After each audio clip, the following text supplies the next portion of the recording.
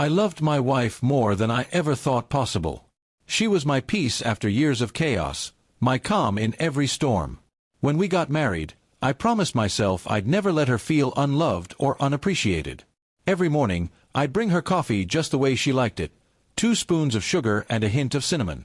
We'd laugh about small things, plan our future, and talk about traveling the world together.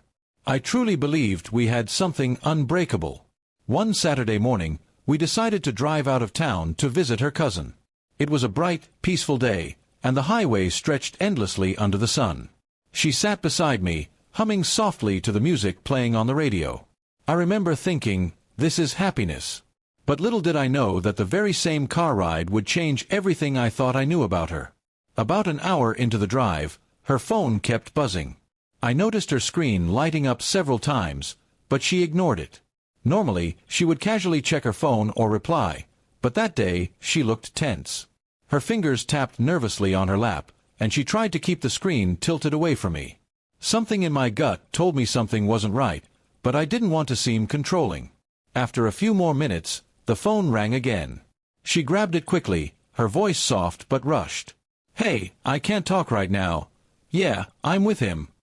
The tone of her voice, it wasn't how she spoke to family or friends. It was too personal, too familiar. My hands tightened on the steering wheel. I tried to focus on the road, pretending not to hear, but every word echoed like thunder in my chest. When she hung up, I calmly asked, "Who was that?" She froze for a second, then smiled nervously. "Just a friend from work," she said, her tone light but forced. I nodded, though inside, I felt something dark begin to rise. "You seem nervous," I said quietly. She laughed it off, saying she was just tired. But I could tell she was lying. We stopped at a small gas station to refuel, and when she went inside to grab a drink, I noticed her phone left on the seat. I hesitated for a long time before picking it up. I wasn't the kind of man who invaded privacy, but that day, my instincts screamed louder than my morals. I opened the messages, and what I saw made my heart sink. There were texts from a man named Ray. Messages filled with words no married woman should be sharing with anyone but her husband. The messages spoke of late-night calls, secret lunches, and plans that never included me. My stomach twisted as I realized the woman I trusted completely had been living a double life. When she returned to the car, she noticed my face instantly. "What's wrong?" she asked, pretending not to know. I handed her the phone without a word. Her expression fell, the color draining from her face. She tried to explain, saying it wasn't serious, that she just needed attention. I couldn't even process her words. I stared at her, the same woman I once called my world, and all I could feel was emptiness. "So this is what our love meant to you?" I asked quietly. She looked away, tears filling her eyes. "I didn't mean to hurt you," she whispered. But the damage was already done.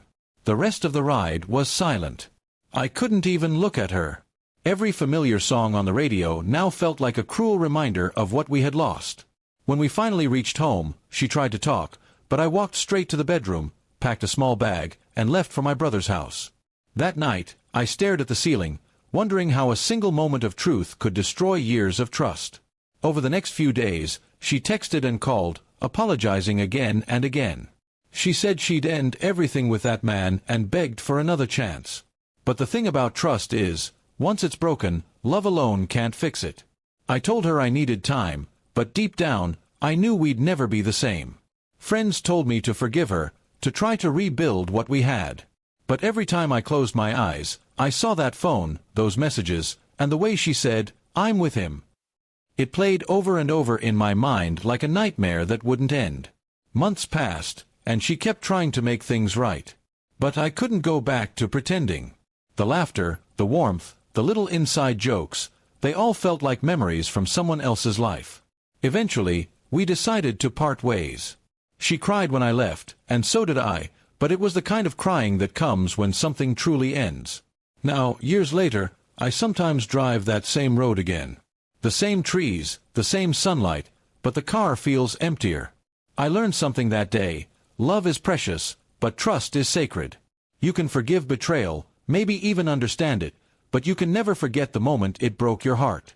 And no matter how much I once loved her, the truth remains, I loved her deeply, but one day, in that car, she broke something that could never be repaired.